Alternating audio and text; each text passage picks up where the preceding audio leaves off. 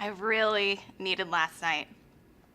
It's probably been 6 months since I've had a real girls' night. Martinis, dinner, laughing, talking. I mean, now that is my idea of a good time. No kids, no husband. I mean, it's almost like I had no responsibility. And I kind of liked it. Ugh.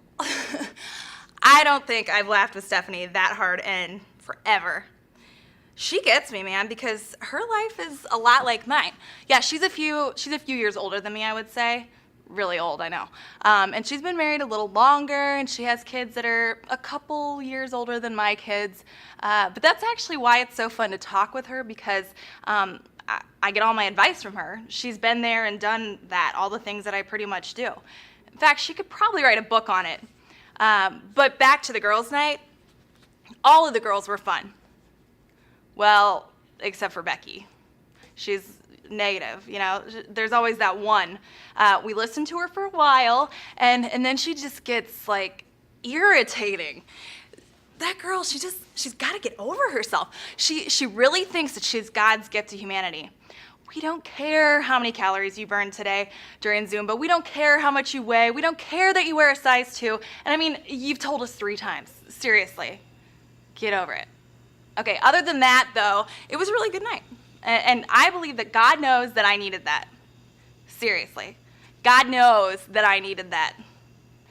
It reminded me of when Rob and I started dating.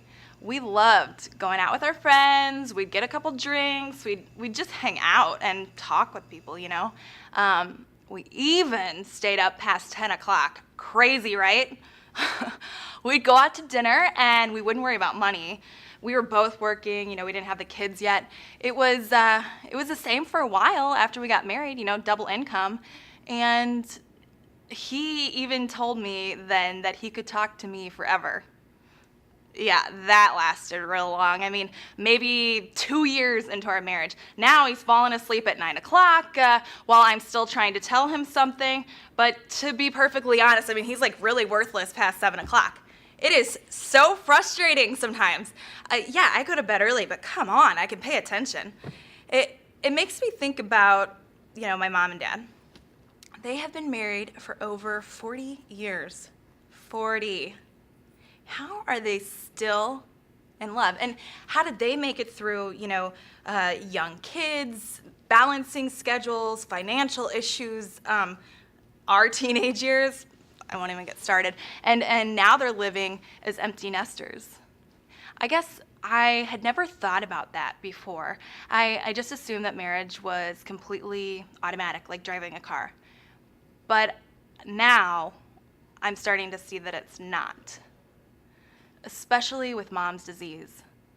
Other than his little Valentine's surprise, Dad has not left her side for more than a few minutes.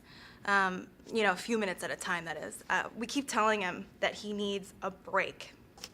Even just like for the afternoon, just to clear his head, get out of the house. Last week, I finally decided that I would write down some words that would encourage him and maybe bring them some hope. So I asked Pastor Aaron for some of his advice. And here's what he told me, a few things. There's a book in the Bible called Psalm, and there's this verse that says, I lift my eyes up to the hills. Where does my help come from? Another one was, do not let your hearts be troubled. Trust in God. Trust also in me.